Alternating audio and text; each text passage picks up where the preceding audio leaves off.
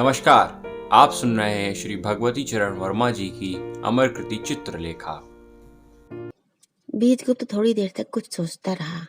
इसके बाद उसने कहा, आर्य मृत्युंजय, मैं श्वेतांग को अपना दत्तक पुत्र बना रहा हूँ।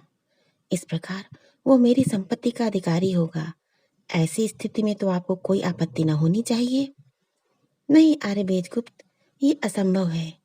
तुम्हारी अभी अवस्था ही क्या है। तुम बहुत संभव है कि निकट भविष्य में विवाह कर लो, फिर तुम्हारा पुत्र ही तुम्हारा उत्तराधिकारी होगा।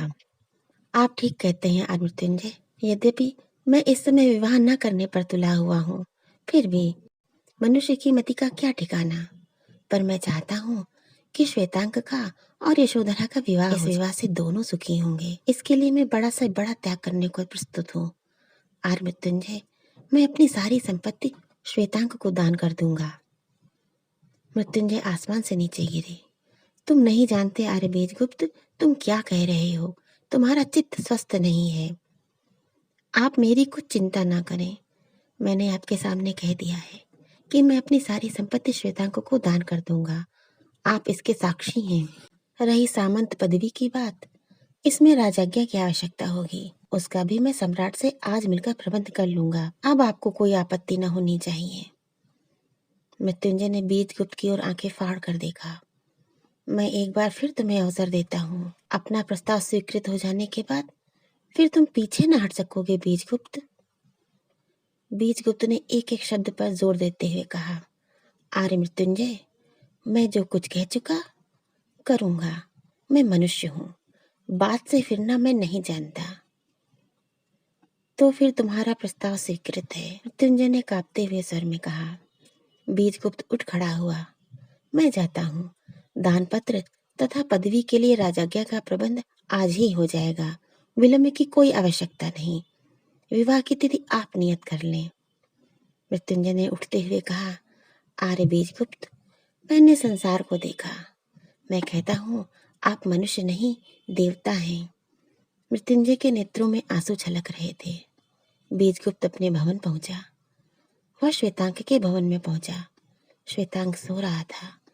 उसकी चादर भीगी हुई थी। उसके नेत्रों से अश्रु अभी सूखे न थे। बीजगुप्त ने श्वेतांक को उठाया। श्वेतांक उठ पड़ा। स्वामी, क्या आज्ञा है। तुम मुझे अब स्वामी न कहना सामंत श्वेतांक। विस्फारित नेत्रों से देखते हुए श्वेतांक ने कहा, ये आप क्या कह रहे हैं। मैं जो कुछ कह रहा हूँ वह ठीक है। सुनो, मैंने तुम्हारे विवाह का प्रस्ताव आर्य मृत्युंजय से किया था। उन्होंने कुछ आपत्ति की। उस आपत्ति को दूर करने के लिए मैंने अपनी संपत्ति तथा पदवी का दान उनके सामने तुम्हें कर दिया। अब उनको यशोधरा का तुम्हारे साथ विवाह करने में कोई श्वेतांग थोड़ी देर तक निश्चल तथा विमूढ़ सा खड़ा हुआ बीजगुप्त की ओर देखता रहा। इसके बाद वह रो पड़ा। नहीं नहीं स्वामी, मुझे यह स्वीकार नहीं। मैं कितना पापी हूँ। स्वामी, मुझे क्षमा करो। मैं जाता हूँ। मुझे क्षमा करो। मैंने आपके जीवन को नष्ट किया है। आप मुझ नराधम पर यह दया क्यों कर रहे हैं। मुझे स्वीकार नहीं है। वह बीजगुप्त के चरणों पर गिर पड़ा। बीजगुप्त ने श्वेतांक को उठाया। श्वेतांक, जो कुछ होना था वह हो चुका। अब यदि तुम्हारे हृदय में मेरे प्रति कुछ भी स्नेह है तो जो कुछ मैं कर रहा हूँ उसे स्वीकार करो। संसार के सामने मुझे झूठा न बनने दो। मैंने इस वैभव को काफी भोगा है। अब चित्त फिर गया है। इस वैभव को तुम भोगो। मैं तुमसे प्रार्थना करता हूँ, तुम अस्वीकार न करो। चलो, दानपत्र तथा पदवी के लिए राजाज्ञा का प्रबंध करना है। कुमारगिर के आश्रम से चित्रलेखा लौट आई, पर वह बीजगुप्त से न मिली। बीजगुप्त से मिलने का उसको साहस न था। वो बीजगुप्त के प्रति अपराधिनी थी। उसने ये अनुभव किया। वो सीधे अपने भवन को गई। चित्रलेखा ने अपने ऐश्वर्य सदन में ही साधना का जीवन व्यतीत करना आरंभ कर दिया। इस जीवन में उसने शांति का अनुभव किया। वह पश्चाताप की अग्नि में सहर्ष जलने को तैयार थी। उसे अपने से ही घृणा। उसका कार्यक्रम दिन रात का रोना था। वह बीजगुप्त से प्रेम करती थी। बीजगुप्त के प्रति उसके हृदय में कितना गहरा प्रेम था, उसने उतने दिनों के वियोग के बाद अनुभव किया। कुमारगिरी के पागलपन और मूर्खता के एक छोटे से क्षण में आत्मसमर्पण करके वह भ्रष्ट हो चुकी थी। वो बीजगुप्त से इतना प्रेम करती थी कि वह बीजगुप्त को धोखा न देना चाहती थी। उसने अपराध किया था। उस अपराध के फलस्वरूप उसे निराशापूर्ण वेदना की असह्य ज्वाला में जलना ही इष्ट था। जितना अधिक वह जलती थी उतना ही अधिक उसको सुख मिलता था। जितना अधिक वह रोती थी उतनी ही उसे शांति मिलती थी। इस प्रकार चित्रलेखा को 1 मास हो गया।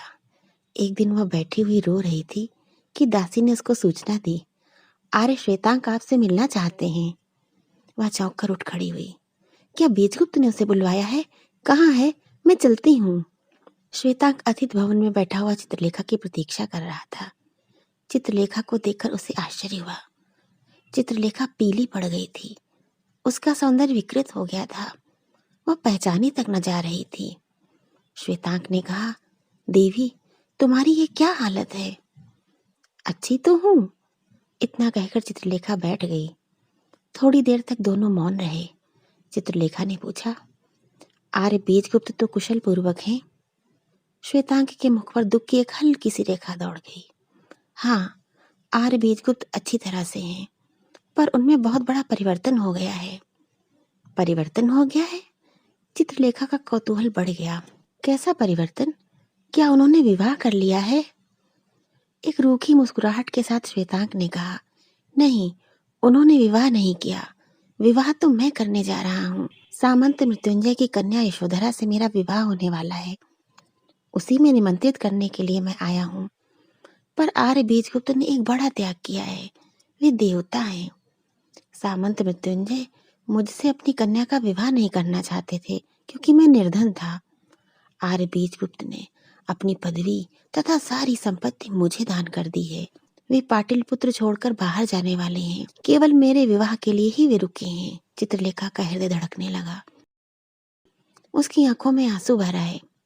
क्या बीजगुप्त ने इतना कर डाला? श्वेतांक, जानते हो, यह एक बहुत बड़ा त्याग है और इन सब की जड़ मैं हूँ। फिर भी यार श्वेतांक, तुम्हें बधाई है। तुम्हारा विवाह कब होगा? अगले सप्ताह रविवार के दिन विवाह कार्य संपन्न होगा। चंद्रवार को प्रीति भोज है। उसमें सम्राट तथा राज्य के कर्मचारी और सामंत आवेंगे। देवी, प्रीति भोज में तुम्हारी उपस्थिति आवश्यक है। चित्रलेखा ने कहा, श्वेतांक, मुझे क्षमा करो। मैं किसी दूसरे दिन आऊंगी, पर प्रीति भोज में ना आ सकूंगी। मैंने एक दूसरा ही जीवन अपना लिया है। उस उत्सव में मेरा श्वेतांक ने कहा, देवी चित्रलेखा, तुम मुझे भाई कह चुकी हो। ये मेरा अनुरोध है कि तुम विवाह में आओ। चित्रलेखा ने कहा, मैं असमर्थ हूँ श्वेतांक। तुम जानते हो कि मेरा निश्चय अमिट होता है। मेरी तुम पर बहन की ममता है। मैं दूसरे दिन आऊंगी। जैसी तुम्हारी इच्छा, पर एक बात बतला देना उचित होगा। चंद्रवार की रात को ही आर्य बीजगुप्त देश पर्यटन को प्रस्थान करेंगे। आर्य बीजगुप्त उसी रात को प्रस्थान करेंगे? चित्रलेखा कुछ हिचकिचाई, पर एक ही क्षण में उसने दृढ़तापूर्वक कहा, पर इससे मुझे क्या, मेरा निश्चय अमिट है। श्वेतांक उठ खड़ा हुआ। जैसी इच्छा देवी।